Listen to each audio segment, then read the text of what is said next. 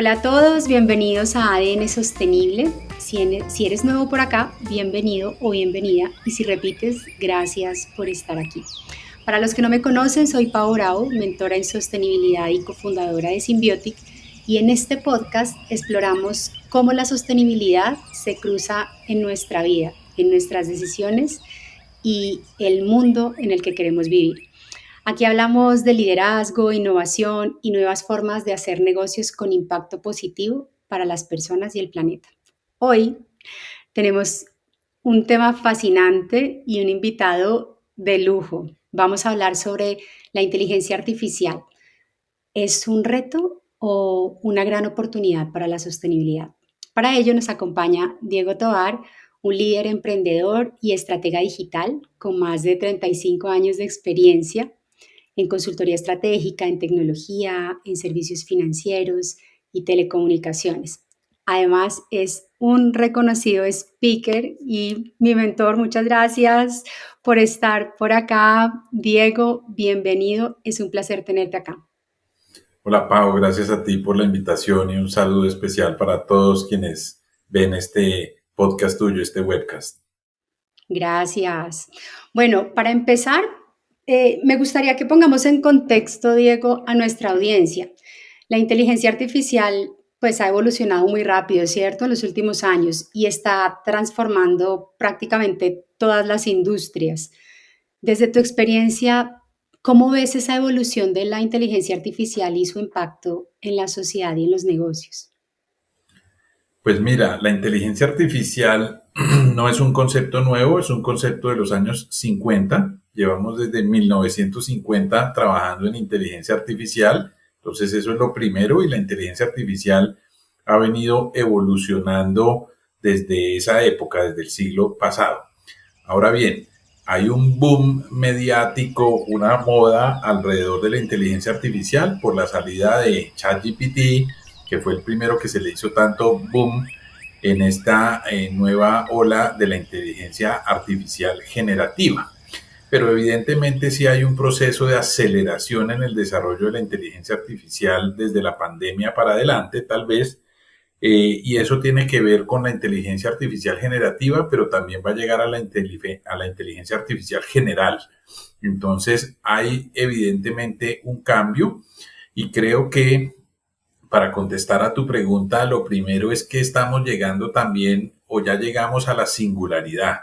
Nosotros pensábamos que íbamos a llegar a la singularidad en 2035, que es el momento en la historia de la humanidad en la que la inteligencia artificial supere al ser humano en la capacidad de toma de decisiones.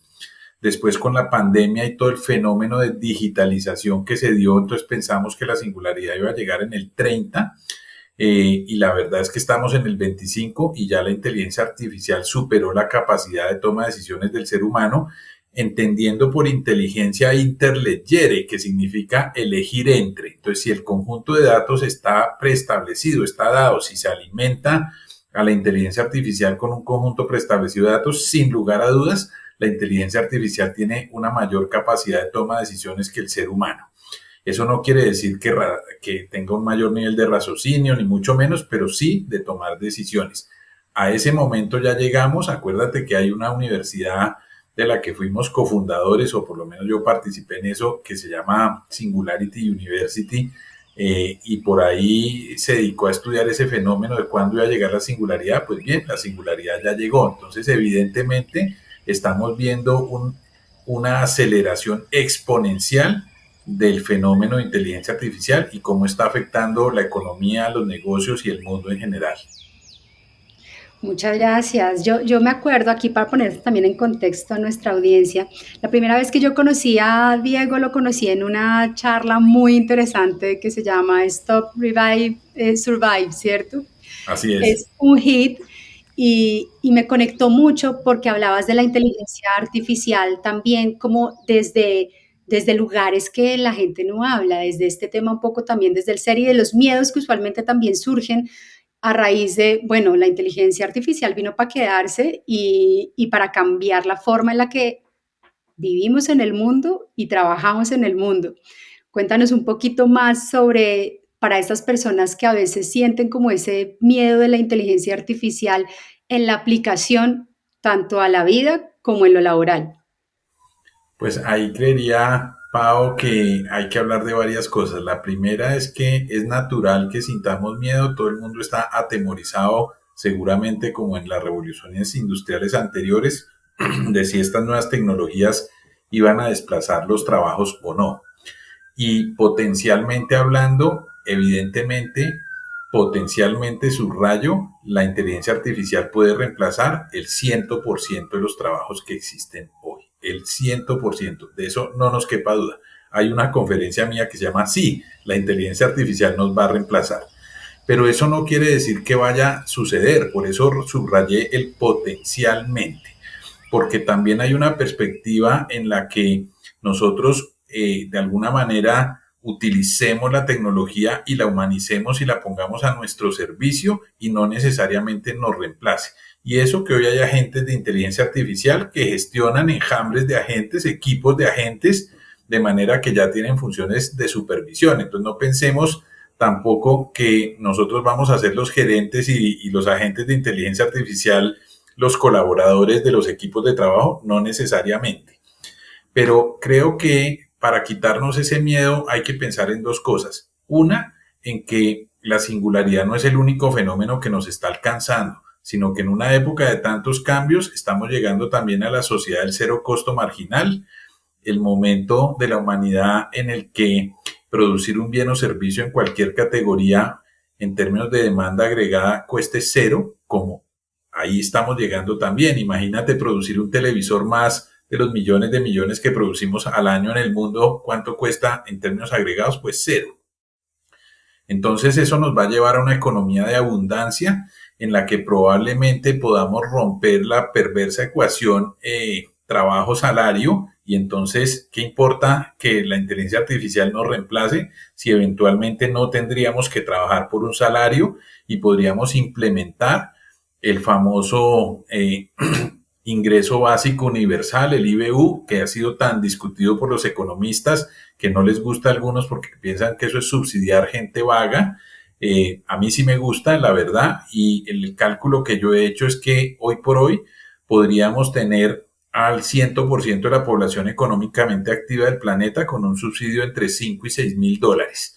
Pero le pregunté a la inteligencia artificial hace como 20 días y el cálculo de él es más conservador y habla de 2.500 a 3.000 dólares. Y eso no quiere decir que no volvamos a trabajar, quiere decir es que no tendríamos que trabajar para la subsistencia básica.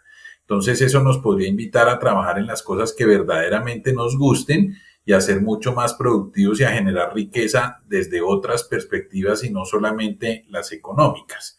Entonces creo que hay que entender todos esos fenómenos para dejar atrás ese mundo, ese miedo. Y dos, como lo dije antes también, el segundo tema es que si nosotros vemos esto de una manera inteligente, esto podría ayudarnos a cerrar las brechas de equidad en el mundo, hacernos unas sociedades más justas, un poco más prósperas y probablemente más en paz, pero además podría realmente llevarnos a lo que yo llamo augmented humans, que sería no dejarnos reemplazar por la inteligencia artificial, sino más bien usar la inteligencia artificial para que nos aumente nuestras capacidades. Y a eso, entre otras, me dedico yo. De mi framework de iluminación estratégica hay una variación en la que se planea desde la inteligencia artificial, entendiendo el fenómeno de inteligencia artificial y cómo este va a ir evolucionando, es decir, haciendo un poco de prospectiva y de diseños de futuro, le ayudamos a las compañías a planear sus estrategias y a las personas para incorporar la inteligencia artificial, pero de una manera distinta a la de hacerlo por moda. La mayoría de gente hoy quiere incorporar la IA y no sabe ni por qué. Hay que hacerlo de manera inteligente y así seguramente podamos vencer esos temores y más bien utilizar la inteligencia artificial a nuestro servicio y no permitir que ella nos someta como nos sometió el teléfono celular. Es cierto, ¿no? Bueno, y yo que soy ahí millennial en esa transición de vivir como toda esta ola de tecnología tan rápida, me parece fascinante pensar en un mundo donde realmente podamos dedicarnos a lo que nos nace del alma y del corazón y estar aportando al planeta. Aquí me surgen unas inquietudes porque como cualquier tecnología disruptiva, pues trae desafíos que son importantes. Y en términos de sostenibilidad también se ha hablado mucho que la inteligencia artificial pues genera un impacto, una huella importante, no solamente en las emisiones de carbono, sino también en la huella hídrica y también en otros aspectos que van un poquito más allá. ¿Tú cómo ves este tema en términos de esa balanza entre la inteligencia artificial y lo que requiere para poder ser sostenible o tener una huella que no genere un impacto negativo en el planeta? Lo primero que diría es que hay que revisar el tema de la sostenibilidad. Me parece súper interesante el tema, Pau, pero en la perspectiva amplia de sostenibilidad, en la perspectiva no solamente ambiental, pero en la perspectiva social y en la Digamos, perspectiva de gobierno, económico. de Ujú. gobernabilidad. Entonces, si miramos la perspectiva ambiental, sin lugar a dudas, no solo la inteligencia artificial, Internet es un consumidor de energía impresionante y más que Internet, pues los centros de cómputo que tenemos hoy para correr las cosas que corremos en Internet, en la nube, etcétera. Entonces, lo primero es que eso es cierto y tenemos que empezar a desarrollar mecanismos que nos ayuden a ser mucho más limpios en términos de esa huella desde la perspectiva computacional. Y eso no es un problema de la inteligencia artificial, es un problema de toda la computación. Y yo creo que la computación cuántica va a empezar a producir formas de procesamiento de datos a través de un mecanismo distinto, de nuevo la computación cuántica, que seguramente va a procesar millones de veces más rápido los datos, pero además va a generar mucho menos utilización de energía. Entonces creo que hay una esperanza en ese concepto. En el concepto social, ya lo decía yo, tenemos que lograr es que la inteligencia artificial no nos someta. Y ahí tenemos una posibilidad muy linda, de verdad, para sociedades como la latinoamericana, de que la inteligencia artificial sea un propulsor del cierre de la brecha de equidad en Latinoamérica. Sin embargo, esa misma oportunidad la tuvimos en la tercera revolución industrial con el Internet, porque para esos años, entre el año 60 y el año 2000, el acceso a la información era para unos muy pocos privilegiados e Internet en teoría llegaba a democratizar el acceso a esa información y además de manera gratuita. Sin embargo, ese cambio no se dio. Internet terminó siendo más bien, lo mismo pasó en la Web 2 con las redes sociales, en que por el fenómeno centralizador del mundo fueron unos pocos los que se aprovecharon de la Web 1, del acceso a la información, y de la Web 2, la centralización de las redes sociales y la movilidad, y más bien, como lo dijo Obama, paradójicamente la brecha de equidad en el mundo se siguió ampliando a pesar del avance tecnológico y a pesar de la globalización. Entonces tenemos de nuevo una oportunidad de oro, pero es que esta oportunidad de oro es difícil de capitalizar porque tenemos tan mal distribuida la riqueza en el mundo que aquellos que ostentan ese poder, que no son latinoamericanos, no quieren que los demás realmente tengan ese acceso al poder. Entonces, ahí lo que nos puede salvar es otro fenómeno de cambio del que no hemos hablado. Hablamos de inteligencia artificial, hablamos de sociedades cero costo marginal. Habría que hablar ahora de la Web 3 y la descentralización. Yo apuesto a que la descentralización sí va a ser el fenómeno que coadyuve junto con esa inteligencia artificial a que cerremos la brecha de equidad y entonces seamos sostenibles desde la perspectiva social. Y desde la perspectiva de gobernabilidad, creo que hay un mandato a los empresarios, que algunos ya están empezando a entender qué es una B Corp, qué son las sociedades de beneficio e interés colectivo, etcétera. Ahí hay un mandato para que entendamos que la transformación empresarial no tiene sentido si no transformamos los modelos de gobierno de las empresas, porque estos están hechos en el siglo XX para servir exclusivamente los intereses de los accionistas o dueños de las empresas y para ser sostenibles hay que apostarle a otros 5 stakeholders, a los empleados, hay que cumplir las expectativas y los intereses de los empleados, de los clientes, de los proveedores, del medio ambiente y de la sociedad.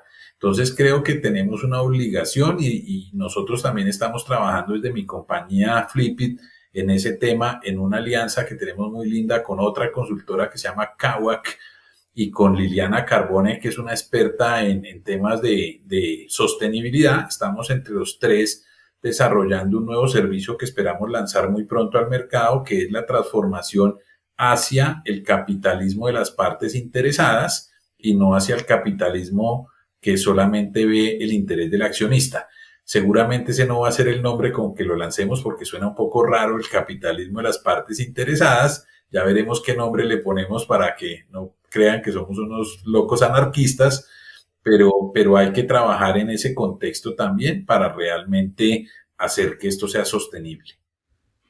Cuando tú hablas de ese tema de la Web3 y la descentralización, también me lleva mucho a la cabeza hablar que es necesario también empezar con esa democratización tecnológica, ¿no? En todos los aspectos, desde desde lo que es la inteligencia artificial, desde lo que es el acceso a todas estas tecnologías que, como dices, hoy en día quienes tienen mayor poder o tienen mayores posibilidades son quienes están accediendo y al acceder pues puede aumentarse esa brecha cuando lo que queremos es que esa brecha se disminuya y que la inteligencia artificial efectivamente nos ayude a generar como esa equidad y vivir en un mundo realmente diferente, accediendo, digamos, a estos beneficios. Yo encontré por acá un tema bien interesante como para los oyentes.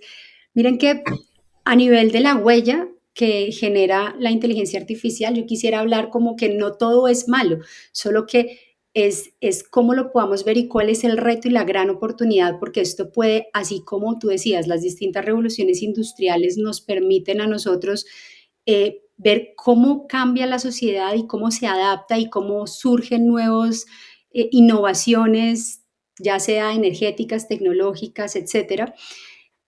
Aquí también hay una oportunidad gigante. Por ejemplo, vi a nivel de ODS, un estudio publicado en Nature revela que la inteligencia artificial podría facilitar el cumplimiento del 79% de los objetivos de desarrollo sostenible. Y estos objetivos no solamente están enfocados en lo ambiental, sabemos que están enfocados en los tres ejes de la sostenibilidad social, ambiental, económico, incluso también gobernanza, pero que esto es a nivel general, ¿no? De todos los ODS, pero si nos enfocamos solamente en lo que también hemos visto el impacto tan grande que se tiene en la naturaleza, en lo que es lo ambiental, tenemos hasta el 93% de los ODS ambientales cumplidos si nos apoyamos en términos de la inteligencia artificial. Ahora, por un lado está todo lo que se puede lograr a partir de ello, pero por otro lado está también esos retos en términos de pensar cuál es ese ciclo de vida de la inteligencia artificial, tanto en su parte operativa, pero también en su hardware y en todo lo que eso implica. Y aquí les traigo otro dato interesante, mira esto, que dice las emisiones que genera, por ejemplo, para entrenar las primeras inteligencias artificiales, bueno, tú sabrás más de eso que yo no soy tan, pero encontraba GPT-3 fueron 552 toneladas de CO2 y su consumo de energía fue de 1287 megawatts. ¿No? El tema es que eso, pues así en cifras no nos dice nada, pero si lo aterrizamos a algo que podamos realmente como digerir, esto equivale al consumo medio de un hogar estadounidense durante 120 años.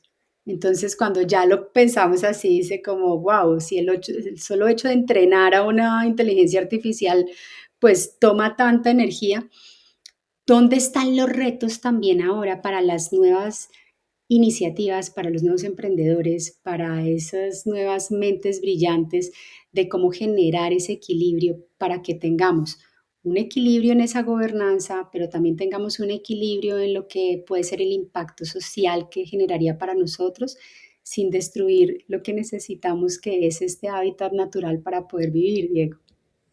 Me hiciste pensar en muchas cosas, Pau, con este tema.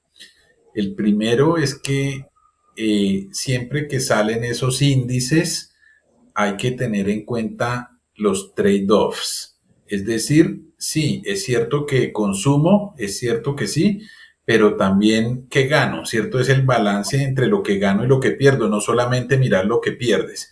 En estos días, para citar un ejemplo, alguien me hacía el challenge de qué tan, qué tan, de alguna manera, contaminante era el desecho de la batería de un carro eléctrico. Entonces decía que a la larga salía más contaminante el carro eléctrico por el disposal de las baterías. Y cualquiera que haya estudiado ese fenómeno sabe que eso no es cierto.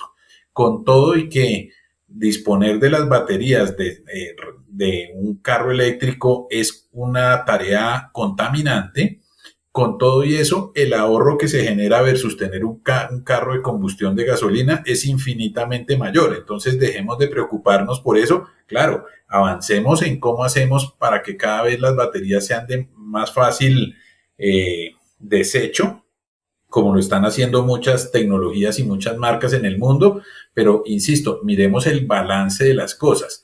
Entonces, sí, puede ser que entrenar a GPT-3.5 consuma como decías, la energía de un hogar 120 años, pero ¿a cambio de qué? ¿Qué estamos ganando en la humanidad con eso? Y seguramente la ganancia es mucho mayor que ese consumo, que no quiere decir que no luchemos por el no consumo. Segundo, reflexión.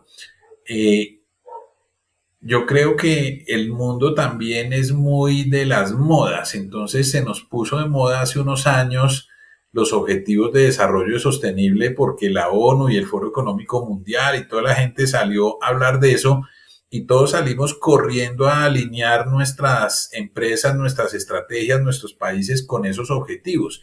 Y si tú recuerdas bien, se pusieron unas metas para 2030, para 2030, y ya estamos a solo 5 años y ya sabemos que no las vamos a cumplir, pero ni cerca. Entonces, todo ese revuelo de los objetivos de desarrollo sostenible para no cumplirlos. ¿Y por qué no los vamos a cumplir? Porque primero había que pensar y había que centrar la cosa en el ser humano. Ay, Entonces, me por eso encanta. hoy estamos hablando de los Inner Development Goals o de los objetivos de desarrollo interior. Y es que si no hacemos una transformación al interior del ser humano, no vamos a cumplir ninguno de esos objetivos y sus metas de desarrollo sostenible. Entonces, primero centrémonos en el ser humano, pero como yo no te puedo transformar a ti, sino que es una elección libre tuya de transformarte, lo que sí podemos transformar es el liderazgo. Entonces, estamos cambiando el modelo de liderazgo en el mundo hacia un liderazgo que no se entienda como un estilo de dirección o de conducción de personas, sino que se entienda como un estilo de participación en el que realmente sea una capacidad de conexión en la que yo me conecte a mí mismo y conecte a otras personas con una historia de sentido común que es el propósito, que nos debe generar entusiasmo, alegría, ¿cierto? Y nos debe permitir a través de acciones de aprendizaje nuevas honrar lo que es verdaderamente importante en lo profundo de cada uno de nosotros y del colectivo. Entonces, si uno logra esa conexión entre lo que le importa en la vida y lo que el propósito organizacional, ahí tiene la posibilidad de cambiar, de hacer una verdadera transformación cultural en las compañías e ir hacia un modelo de efectividad sostenible. El día que tengamos un modelo de efectividad sostenible, ese día sí podemos hablar de cumplir los objetivos de desarrollo sostenible. Entonces, en vez de discutir si consume más o menos, dediquémonos más bien a autotransformarnos, asumamos la responsabilidad incondicional cada uno de nosotros de nuestra propia transformación y te aseguro que sacamos adelante el planeta, de lo contrario no. Me encanta que hayas tocado este tema porque precisamente en este podcast tenemos una metodología que es la que yo también utilizo en Symbiotic y es el ser, hacer, tener. Y es que nada puede iniciar si no inicia con nosotros mismos, encarnando esa sostenibilidad desde nuestra vida y desde nuestro entendimiento para poderla llevar a otros entornos.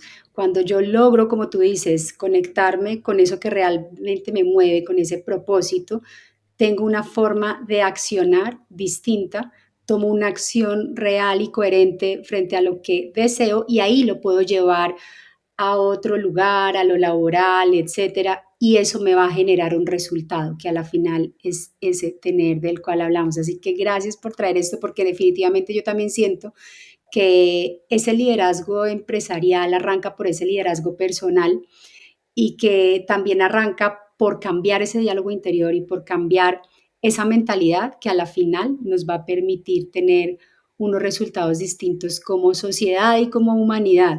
Y estoy de acuerdo contigo en lo que dices, o sea, la pregunta clave es si los beneficios que tenemos de sostenibilidad con la inteligencia artificial realmente compensan esa propia demanda de energía que tiene y más bien cómo enfocamos los esfuerzos a que seamos mucho más eficientes a la hora de generar innovaciones que permitan que ese impacto que se está generando se pueda reducir. Ahora, teniendo en cuenta lo que nos dices, Diego, de trabajar en nosotros mismos, ¿cómo crees que podamos formar ese talento para las personas para que no solo adopten la inteligencia artificial, sino también la usen desde ese propósito, desde ese enfoque ético y sostenible? Mira, te diría dos cosas. Estamos haciendo algunas acciones macro, por decirlo de alguna forma, como por ejemplo un convenio que yo promoví desde el año 2017 tal vez, que se llama Fair Lack, como Fair de justo en inglés, ¿cierto? Pero con la AI de inteligencia artificial o de artificial intelligence. Entonces jugamos con eso para generar un movimiento que se llama Fair Lack y Lack de Latinoamérica.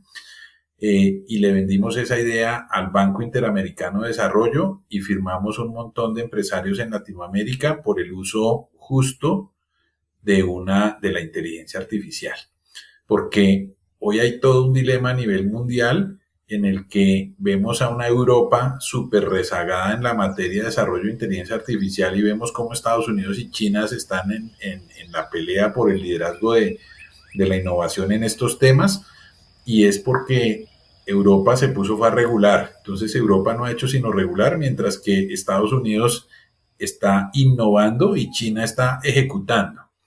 Y resulta que Latinoamérica también tiene su tema que decir en materia de inteligencia artificial. Aquí se produce proyectos de inteligencia artificial e infraestructuras de inteligencia artificial que son de clase mundial. Recientemente a mí me llegó un cliente, una compañía colombiana, que está produciendo una arquitectura de inteligencia artificial que le puede competir a la de OpenAI sin ningún problema. Sin ningún problema. Y es Made in Tremendo. Colombia. Entonces, Wow. por un lado, hay que desarrollar como esa perspectiva de alianza ética para el uso de la inteligencia artificial. Y por el otro lado, yo creo que me tocas otro punto que me lleva a hablar como de la necesaria transformación del sistema de educación superior. La educación superior dejó de ser pertinente hace muchísimos años, llevamos 300 años con el modelo estandarizado, igual en todas partes del mundo, y eso amerita también una transformación. Total. Yo estoy involucrado en un proyecto en sociedad con una persona de una familia que controló una universidad importante por muchos años y ahora no está allí en esa universidad, y con un laboratorio de innovación de otra universidad, y estamos desarrollando un modelo de educación del futuro. Y ese modelo yo creo que realmente va a ser súper innovador si logramos llevarlo a cabo, que tengo toda la esperanza en que así sea, para que realmente podamos enseñar no solamente estas temáticas de inteligencia artificial, sino que realmente las personas cuando vayan a estudiar en términos de educación superior partan de desarrollar cuál es su estrategia para, digamos, su plan de vida en términos de qué capacidades tienen que desarrollar en el tiempo para alcanzar su aspiración. Y por el otro lado, unos métodos súper innovadores que aporta el Laboratorio de Innovación de la universidad, a la que me refiero, en donde vamos a demostrar que podemos educar en estas capacidades que llamamos Power Skills, que antes llamaban habilidades blandas, y en habilidades técnicas relativas a las tecnologías emergentes y a otras, vamos a poder de alguna manera educar a las personas de una manera muy diferente a como se hace hoy en un programa de pregrado en una universidad. Me encanta escuchar eso. Solamente de escucharte digo, ya, quiero ser parte de eso, por favor. Me estoy completamente en sintonía. Siento que la educación definitivamente necesita una transformación y volver a esa esencia de donde surge. Y bueno, no, aquí el tiempo se me pasa volando siempre, y además con este tema que tiene como tanto para explorar. Incluso ahorita que hablas de eso, recuerdo de nuestras charlas de esas estrategias de futuro, es precisamente cómo nos anticipamos a lo que va a venir, que de hecho, otra de las cosas que también puede hacer la inteligencia artificial es eso, ¿no? Ayudarnos con esos modelos predictivos para lograr anticiparnos a cosas que pudieran ser retos o problemas y poderlos traer al presente para evitar que ese tipo de cosas sucedan. Aquí podríamos quedarnos hablando horas. De verdad, muchísimas gracias, Diego. Ha sido una conversación increíble. Antes de despedirnos, quisiera hacerte una última pregunta. Si tuvieras que darle un consejo a empresarios y emprendedores sobre cómo abrazar la inteligencia artificial de manera responsable y sostenible, ¿cuál sería? Mi consejo sería que la manera correcta de hacerlo es, si estamos hablando de una empresa, retando el modelo de negocios desde la perspectiva de estrategia. Entonces hay que entender, hay que pedir ayuda para que alguien nos ayude a entender cómo se está moviendo esto, porque se está moviendo muy rápido, y en un ejercicio de prospectiva se incorpore ese insumo, que sería para dónde va la inteligencia artificial, y a partir de ahí se haga un ejercicio de reto al modelo de negocios desde la estrategia. Y en las personas es lo mismo, solo que no reto el modelo de negocios, sino reto mi plan de vida. Tengo que retar mi plan de carrera, mi plan de vida, para entender cómo encuentro una hoja de ruta de capacidades a desarrollar, incluyendo las que tienen que ver con la inteligencia artificial, para ser relevante en un mundo que es totalmente diferente al mundo en el que nacimos, así yo sea de la generación Z. Esto no aplica solo para los que como yo somos de generaciones más viejas, como yo que soy de la X, sino aplica aún para los que están naciendo en estos días.